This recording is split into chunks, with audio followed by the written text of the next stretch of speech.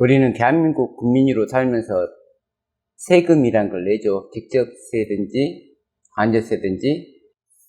마태복음 22장 17절로 21절 중에 가이사에게 세금을 바치는 것이 옳으니까 옳지 아니하니까 하니, 우리가 국가에 세금을 내야 됩니까 말아야 됩니까? 라고 물어보니까 예수님께서는 가이사의 것은 가이사에게, 하나님의 것은 하나님께 바치라 하시니, 우리는 하나님께 뭘 바칩니까?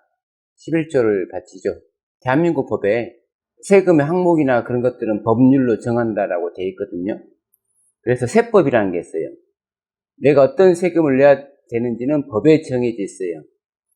그거 아니고 뺏어가면은 마치 예수님 당시에 세리들이 정한 쇠 이외의 것을 받았거든요.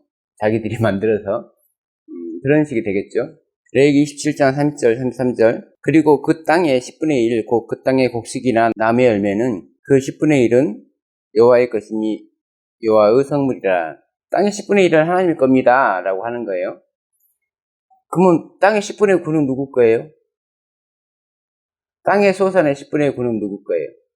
원칙적으로는 이제 재산권을 보장하면 10개가 다 자기 건데, 거기서 나온 과일의 열매를 자기가 먹으려면 그 땅의 주인이 누군지를 알아야 되는데, 레위기 25장 23절, 토지를 영구히 팔지 말 것은 토지는 다 내 것임이니라. 너희는 거류민이요 동거하는 자로서 나와 함께 있느니라.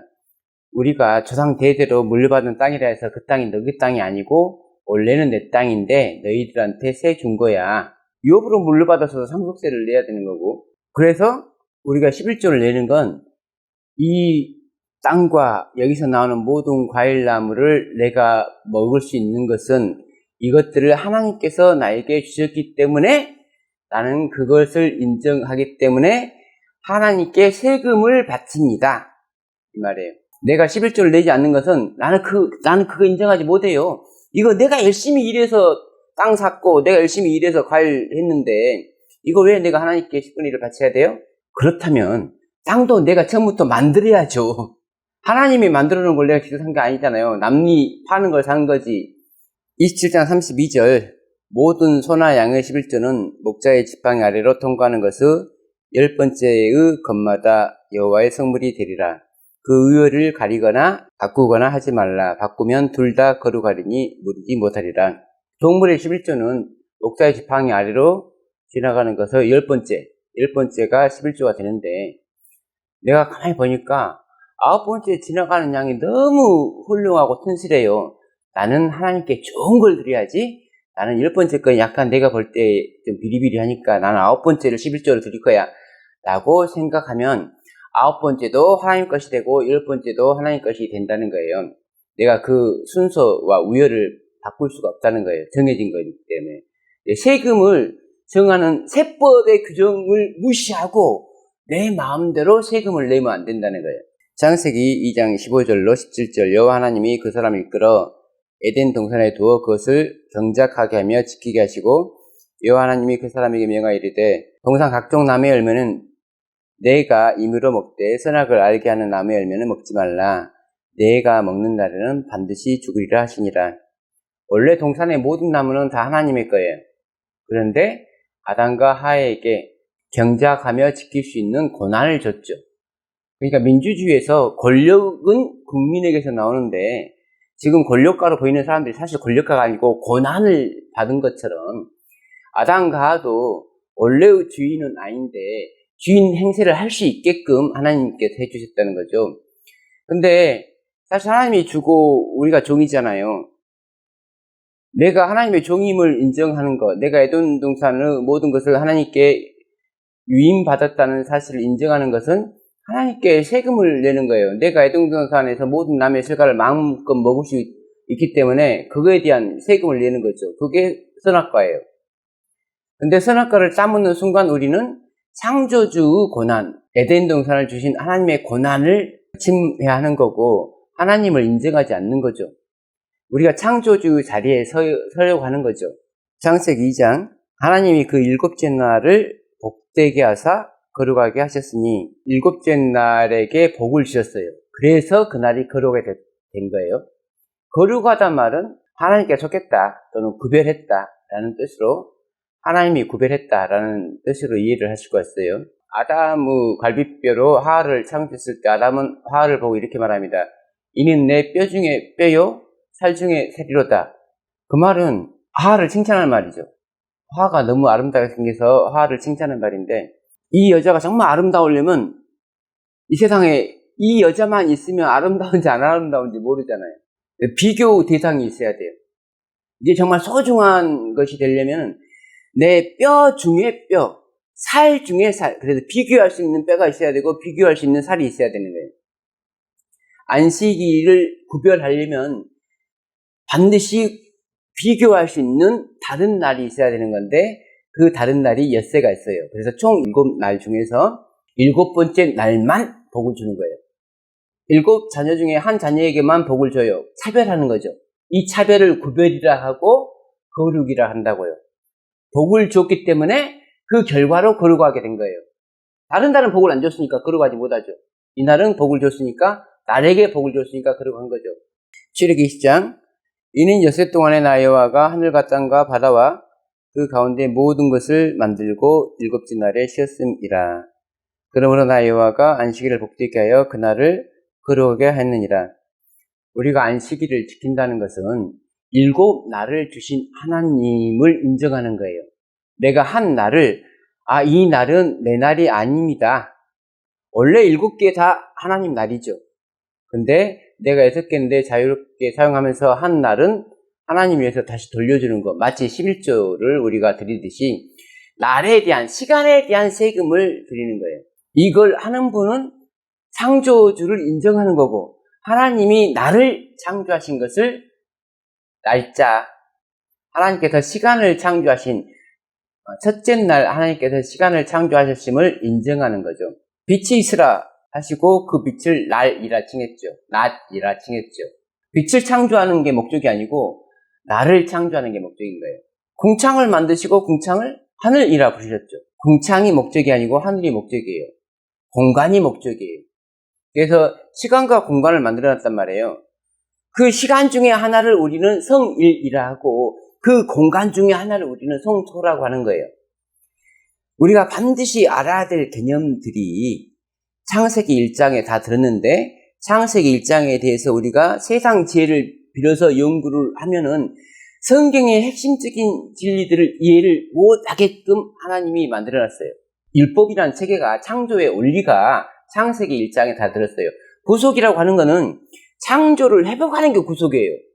창조를 이해를 못하기 때문에 구속도 이해를 못하는 거예요. 신명기 5장 15절. 너는 기억하라. 네가 애굽 땅에서 종이 되었더니 네 하나님 여호와가 강한 손과 편팔로 거기서 너를 인도하였느니, 그러므로 네 하나님 여호와가 너에게 명령하여 안식일을 지키라 하느니라. 구원 받았으니까 구원 받았다고 다들 하는데, 우리가 구원을 증거하는 방법은 무엇인가? 예수님이 부활을 하셨어요. 부활을 기념해야죠. 근데 그 부활을 1년에 한 번만 하면 되는 거잖아요. 그 부활을 기념하는 걸 1년에 한 번만 하면 되는 거잖아요. 그래서 부활절 있죠. 근데 지금 개신교에는 예수님의 부활을 기념하기 위해서 일요일을 지킨다는 거잖아요. 부활절을 지키면서 왜 또 일요일을 지키냐는 거죠. 안식일이 창조의 기념일이잖아요. 안식일이 창조의 기념일이면 만약 시간이 그 이전부터 있었다면은 안식일은 1년에 한 번만 지켜도 돼요. 창조를 단지 기념하는 거라면. 근데 이건 창조를 기념하는 게 아니고 창조를 증명하는 거예요. 그래서 이 땅을 창조하기 이전부터 시간이 있다고 생각하거나 공간이 이미 존재했다고 생각하는 분들은 매주 안식일을 지키면 안 되고 1년에 한 번만 지키시면 돼요. 신명기 5장의 말씀에 따르면 안식일을 지키라는 이유가 이집트 땅에서 나왔기 때문에, 이집트 땅에서 구원받았기 때문에 지키라고 하는데, 유월절과 무교절을 한번 생각해 보면 1월 14일 금요일 오후 3시경에 어린 양이신 예수 그리스도가 죽으셨고, 그로 말미암아서 1월 15일 안식일 밤 보름달이 떠 있을 때 이스라엘 백성은 나왔어요. 근데 이 유월절은 어떻게 지켜지냐면 연중 한 번 기념하는 거예요. 우리가 1월 15일에 출애굽을 했다. 그러므로 우리는 매년 1월 15일에 유월절, 무교절을 지키는 겁니다. 그런데 1월 15일, 그 당시에는 1월 15일이 안식이 됐는데 1년이 지나면 요일이 바뀌죠. 그 다음 해의 1월 15일은 안식일이 아니고 일요일일 겁니다. 또 그 다음 해는 월요일이 되겠죠. 그래서 최소한 윤년이 또 끼면 또 바뀌어지겠지만 약 7년에 한 번 정도가 안식일이 오게 돼 있어요. 그런데 신명기 5장의 말씀과 애굽에서 나왔기 때문에 안식일을 지키라는 네 번째 계명의 말은 좀 이해가 안 되죠. 물론 십계명을 주신 이유는 내가 너희를 애굽 땅에서 구원하였으니까 십계명을 지키라는 거예요. 말씀드렸듯이 우리가 안식일을 지키고 율법을 지킨다는 것은 하나님을 인정하는 거고 창조주를 인정하는 건데, 다시 말해서 우리를 구원하신 분이 예수 그리스도이심을 인정하는 것인데, 애굽에서 이스라엘 백성은 노예였죠. 노예는 쉬는 날이 없습니다. 쉬는 날이 있을 수도 있죠. 그런데 그 쉬는 날은 애굽의 주인인 바로의 마음대로겠죠. 하나님이 그들을 구원하시고 그들에게는 휴일이 주어졌는데 그들의 새 주인이 된 예수 그리스도의 쉬는 날이 곧 그들의 쉬는 날이겠죠. 히브리서에 나와 있듯이 이미 그의 안식에 들어간 자는 하나님이 자기 일을 쉬신 것 같이 그도 쉬겠죠. 그래서 안식일은 안식일의 주인인 예수 그리스도가 쉬니까 종된 우리도 안식일에 쉬는 거예요. 우리는 애굽에서 종이었는데, 물론 제의 종이었죠. 그래서 제의 종에서 의의 종으로 신분이 바뀌었는데, 제의 종일 상태에서는 우리가 안식일을 지킬 수가 없었어요. 근데 의의 종이 됐는데, 의의 종은 다시 말해서 죄에 대해서는 자유인이라는 거예요. 원래 제의 종이었던 우리가 죄에서 자유를 얻은 자유인인 거예요. 그래서 쉬는 날이 자유인은 자기 마음이죠. 그래서 자기 마음대로 쉴 수가 있어요. 그런데 우리는 하나님의 종이기 때문에 우리의 주인인 하나님이 쉬는 그 안식일에 쉬게끔 됐어요.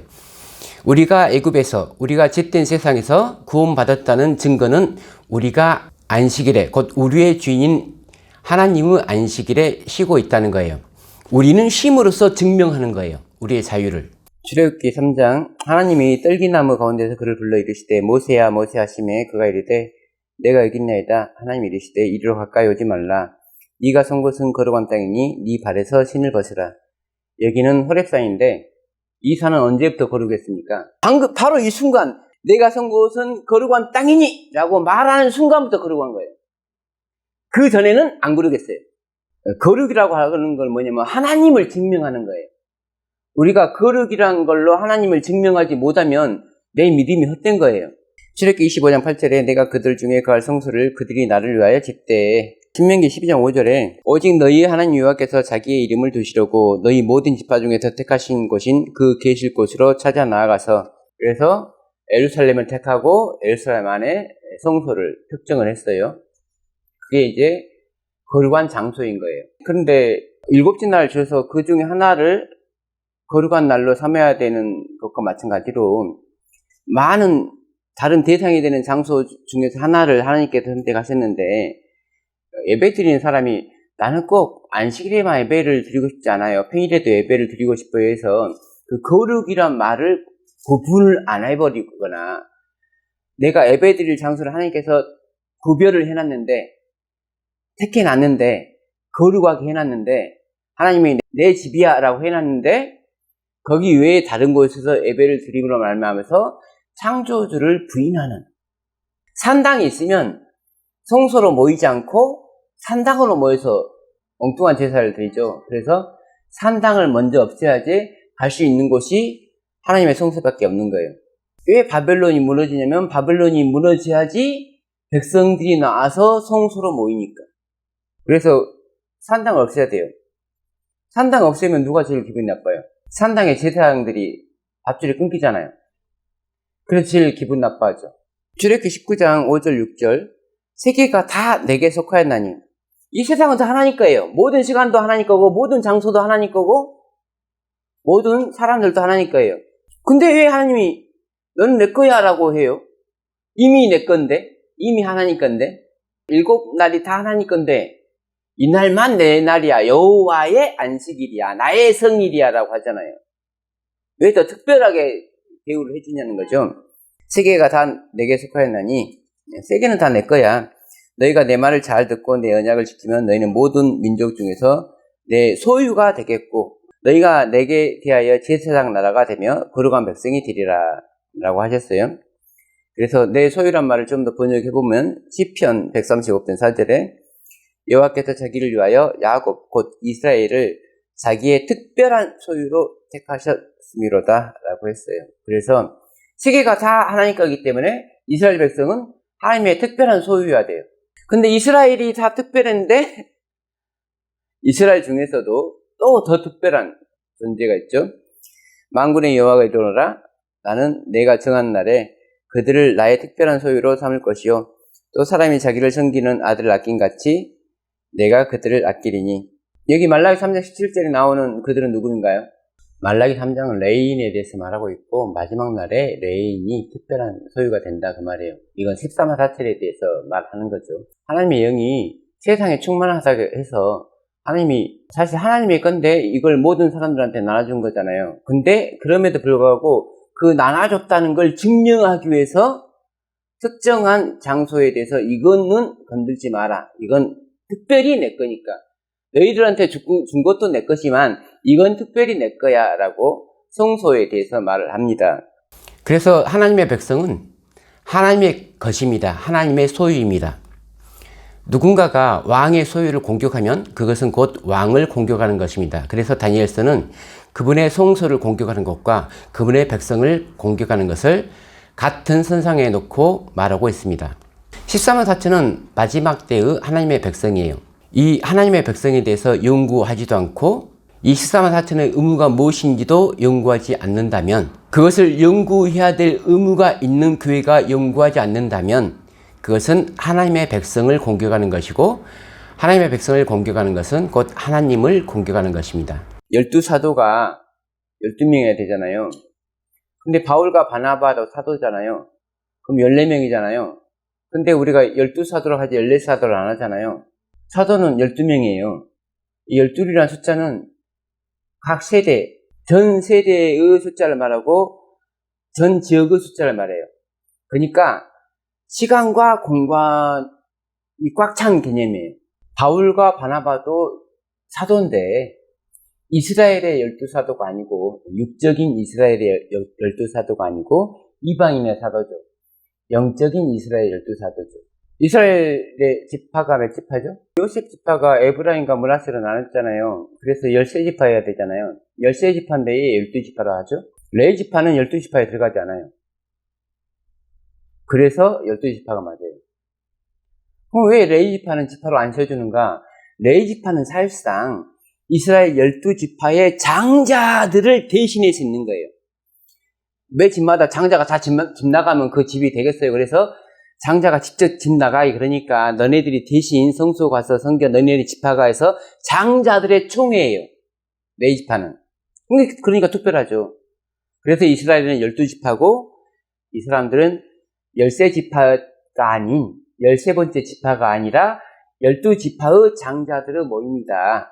그래서 12지파다. 이 장자들의 모임이 14만 4천이다. 그래서 거룩이라는 것을 연구하지 않고 자기가 열심히 해서 거룩하게 되는 거는 자기가 하나님이 되려는 거예요.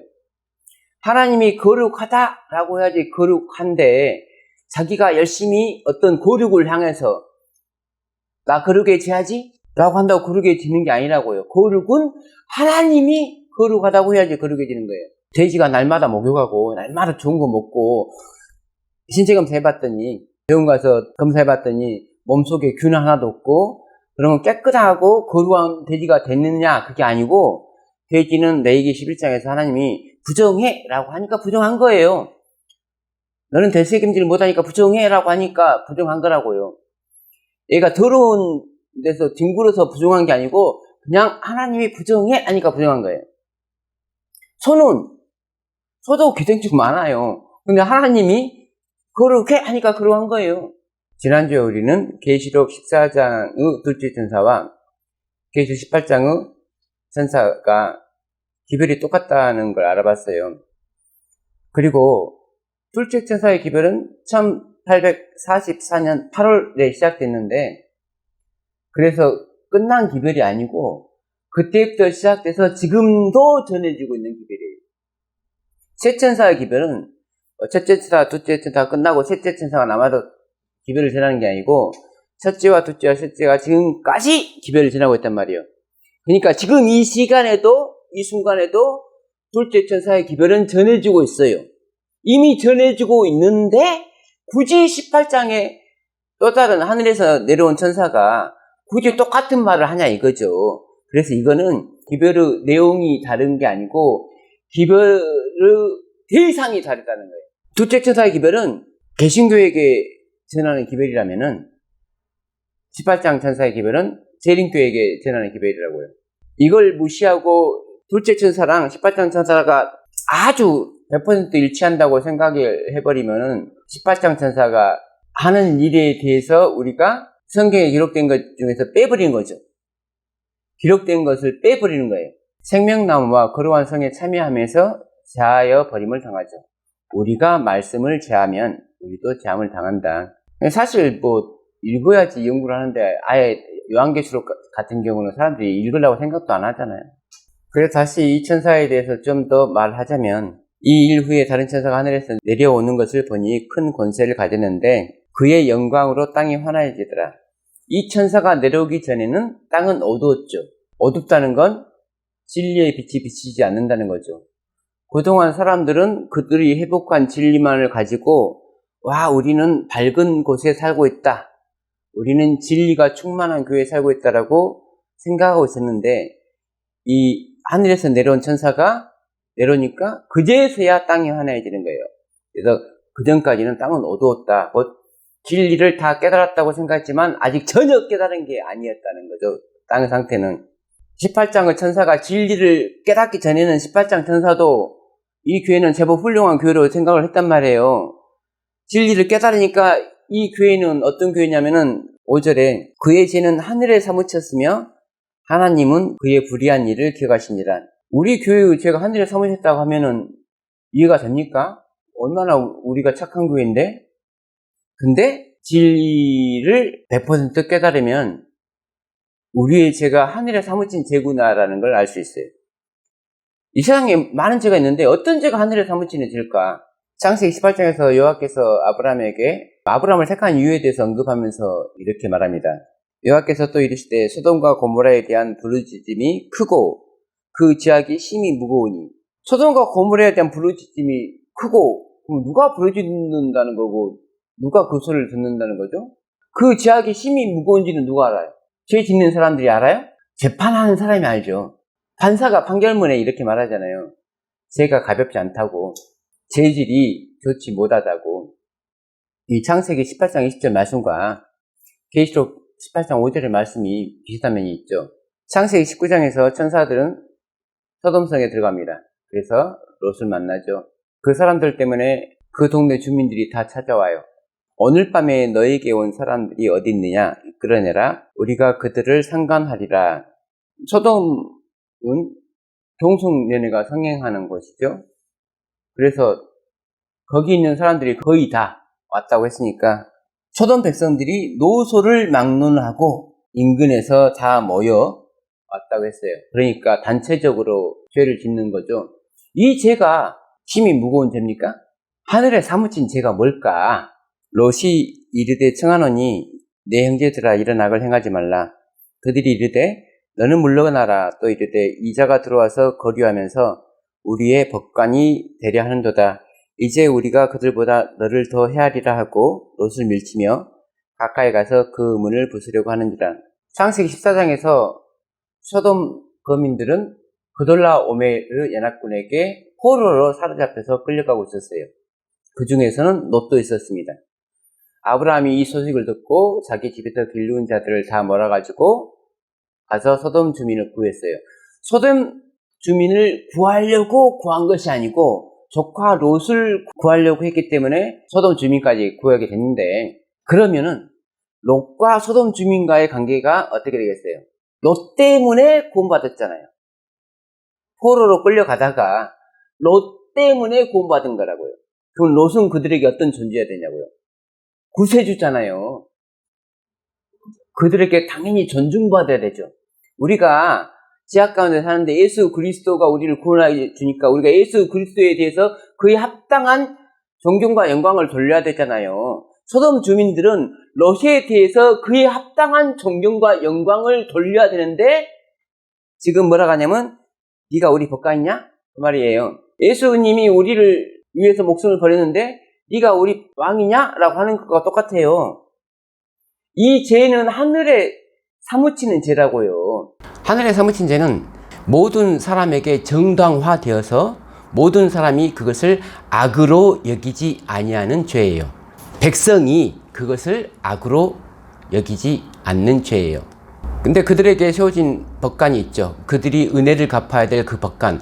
그 법관의 말을 듣지 않음으로써 그들의 악이 더 이상 법관에 의해서 수정되지 않는 죄라는 것을 증명합니다.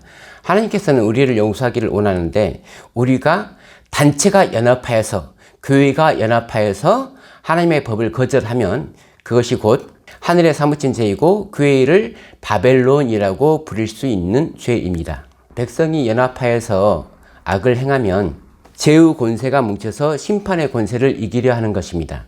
심판은 하늘에서 하죠. 어떤 죄가 하늘에 사무치냐면 성소 진리를 거절하는 게 하늘에 사무친 죄라고요. 일반 세계가 성소 진리가 뭔지 어떻게 알아요? 그들은 하늘에 사무친 죄를 진리야 지을 수가 없어요. 18장 전사가 성소 진리를 깼다 보니까 백성의 죄를 용서받아야 된다는 사실을 아는 거예요. 와그너 존수가 개인의 죄를 용서받아야 되는구나 를 주장하니까 우리는 안식일만 잘 지키면 되는데 라고 해서 이 기별을 거절했잖아요. 그래서 우리는 광야로 갔잖아요. 다시 똑같은 장소에서 가데스 바네아에서 가데스는 카데시 거룩한 곳 거룩한 곳에 또 갔단 말이에요. 우리가 거룩한 곳에 갔기 때문에 거룩을 배워야 된단 말이에요. 왜냐면 거룩한 자는 계속 거룩하게 되니까 의로운 사람은 계속 의를 행하게 되니까 하나님이 우리의 구원을 위해서 마련해 놓은 제도들에 대해서 무관심하고 연구하지 않는 것 이게 교회의 가장 큰 죄죠. 교회의 존재 이유가 백성을 구원시키고 예수 그리스도의 재림을 맞이하기 위해서 교회가 생겼는데 그러기 위해서는 예수 그리스도께서 백성을 용서해야 되고 용서받은 백성을 데려가기 위해서 오셔야 되는데 그걸 못하는 거예요. 안 하는 거예요. 그 죄가 하늘에 사무치는 거예요. 그 제사장들은 내 율법을 범하였으며 나의 성물을 더럽혔으며 거룩함과 속된 것을 구별하지 아니하였으며 부정함과 정한 것을 사람이 구별하게 하지 아니하였으며 그의 눈을 가리어 나의 안식일을 보지 아니하였으므로 내가 그들 가운데에서 더럽힘을 받았느니라. 그래서 우리가 거룩과 부정을 구별하지 않을 때 하나님은 더럽힘을 받는다. 학개 2장 11절 14절 만군의 여호와가 말하노니 너는 제사장에게 율법에 대하여 물어 이르기를 사람이 옷자락에 거룩한 고기를 쌌는데 그 옷자락이 만일 떡에나 국에나 포도주에나 기름에나 다른 음식물에 닿았으면 그것이 성물이 되겠느냐 하라. 학개가 물음에 제사장들이 대답하여 이르되 아니니라 하는지라. 학개가 이르되 시체를 만져서 부정하여진 자가 만일 그것들 가운데 하나를 만지면 그것이 부정하겠느냐 하니 제사장이 대답하여 이르되 부정하리라 하더라. 이 학개가 대답하여 이르되 여호와의 말씀에 내 앞에서 이 백성이 그러하고 이 나라가 그러하고 그들의 손의 모든 일도 그러하고 그들이 거기에서 드리는 것도 부정하니라. 지금도 성소 진리를 회복하지 못하고 산당에서 제사를 드리면은 내 자신이 아무리 거룩한 사람이라 할지라도 부정한 거리가 단 하나라도 있는 곳에 들어가면 나는 부정한 사람이 되는 거예요. 왜 하나님께서는 나로 하냐? 너희는 떠날지어다 거기서 나오고 부정한 것들을 만지지 말지어다 그 가운데서 나올지어다 여호와의 기구를 매는 자들이여 스스로 정결하게 할지어다. 거기 있으면 나도 똑같이 부정해지니까 내 백성아 나오라. 거기 있으면 나도 똑같이 멸망하니까. 그래서 성소 진리를 거절했다는 것은 예수 그리스도를 거절한 거예요.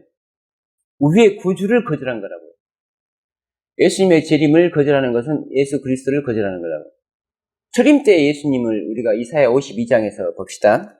시온이여 깰지어다 네 힘을 낼지어다 거룩한 성 예루살렘이여 네 아름다운 옷을 입을지어다. 이제부터 할례 받지 아니한 자와 부정한 자가 다시는 너에게로 들어옴이 없을 것이라. 좋은 소식을 전하며 평화를 공포하며 복된 소식을 가져오며 구원을 공포하며 시온을 향하여 이르기를 내 하나님이 통치하신다 하는 자의 산을 넘는 발이 어찌 그리 아름다운가. 지금 예수 그리스도의 오심을 전하는 거예요. 너 예루살렘의 황폐한 곳들아 기쁜 소리를 내어 함께 노래할지어다. 이는 여호와께서 그의 백성을 위로하셨고 예루살렘을 구속하셨습니다. 몇 가지 하면 엄청 희망적인 말들이잖아요. 52장. 근데 52장 후반부터 안 좋은 말이 나와요. 그러다가 53장에 우리가 전한 것을 누가 믿었느냐? 여호와의 팔이 누구에게 나타나느냐? 52장에 지금 분위기 좋게 잘 가다가 갑자기 53장에 반전이 일어나잖아요. 그는 곤욕과 신문을 당하고 끌려갔으나 그 세대 중에 누가 생각하기를 그가 살아있는 자들의 땅에서 끊어짐은 마땅히 형벌받을 내 백성의 허물 때문이라 하였으리요. 우리가 52장만 보면 재림 때 어떤 좋은 소식을 전하는 사람의 이야기일 것도 같지만 우선은 이것은 재림 때 성취됐어요. 근데 52장만 성취된 게 아니고 53장도 성취가 됐죠. 그러듯이 재림 때도 52장만 성취되는 게 아니고 53장도 성취되는 거예요. 지금 사람들은 자기들이 예수 그리스도의 다시 오심을 거절하고 있는지도 모르는 거예요. 그냥 지금까지 해왔던 식으로 계속 자기 행동을 반복하고 있어요. 성경으로 거룩함을 증명해줘도 성경 전체가 성경이잖아요. 거룩한 경쟁이잖아요. 성경 전체가 거룩에 대해서 얘기를 하고 있어도 비성경적인 말을 더 신뢰하는 교회예요. 마틴 루터가 깨달은 이신칭이 믿음을 말미암아서 의로워진다는 교리는 사실 완벽하지가 않기 때문에 와그너와 존스를 통해서 완벽하게 됐어요. 1260년 동안 성소는 파괴당하고 있기 때문에 1517년은 성소가 파괴당하는 그 안에 있지 성소가 회복하는 시기에 있지 않단 말이에요. 그래서 칭의의 교리는 뜰에서 의롭게 되는 교리는 1844년 이후에 회복되게끔 예언이 되었어요. 근데 사람들은 마틴 루터의 칭의가 안전한 다 회복된 칭의라고 생각한 거예요. 예언을 믿는다는 사람들이 예언대로 해석을 안 해서 안식일이 최종적인 기별이라고 결론을 내버리는 거예요. 안식일이 최종적인 기별이라고 결론을 내어버리니까 칭의가 회복돼도 반대를 하게 됐죠. 웨슬리도 1844년 이전 사람이에요. 18세기 사람이에요. 그가 성경에 근거가 없는 성화를 주장했어요. 화이트분도 그렇게 믿어요. 그렇게 믿은 화이트분이 쓴 글도 그렇게 기록이 됐겠죠. 근데 어느 날 누군가가 보니까 성화라고 하는 것이 그게 아니네? 성경에는 전혀 그렇게 안 나왔네? 그럼 회복하면 되잖아요. 근데 회복 안 하잖아요. 화이트분의 글을 들어서 성경 말씀을 거부하잖아요.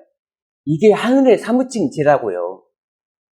하나님이 정해놓으신 율법을 교회가 율법을 회복한다는 교회가 정론적으로 거절하는 거예요. 당신은 교회를 욕하십니까? 라고 질문한다면은 악을 악이라고 부르는 게 죄입니까? 선을 선이라고 말하는 게 죄입니까? 지금까지 우리가 악을 선이라고 하고 선을 악이라고 했잖아요. 이제는 성경대로 선을 선이라고 악을 악이라고 해야 된다는 말입니다. 감사합니다. 저는 늘 설교하면서 두려운 것이 내가 말을 잘 해야 되는데 제 혀가 뻣뻣하고 입이 둔해서 말을 잘 못해요. 그래서 제 말을 들으시라는 게 아니고 제 말을 토대로 해서 여러분이 성경 연구를 통해서 하나님과 개인적인 만남을 이루시라고 하는 것이 제 기별의 요지입니다. 제가 재림교회 성도님들에게 교회에서 나오지 말고 그냥 재림교회에 계속 있으세요 라고 말을 많이 했어요. 나오미가 룻에게 너는 너의 신과 너의 백성에게 돌아가라 라고 했을 때 그렇게 평소에 시어머니 말씀을 잘 듣던 룻이 그 말씀은 안 들었어요. 만약 그가 시어머니 말을 잘 들었다면 우리는 룻이라는 이름을 성경에 더 결코 발견할 수 없었고 사실상 예수 그리스도는 룻의 자녀잖아요. 각자가 각 시대에 자기의 소임을 다했기 때문에 우리가 존재하지 않습니까? 우리는 하늘에 남 꼽사께서 들어갈 수 없어요. 내가 내 역할을 해야지, 내가 백성의 한 사람으로서 내 역할을 해야지 하늘에 들어갈 수 있다고 생각합니다.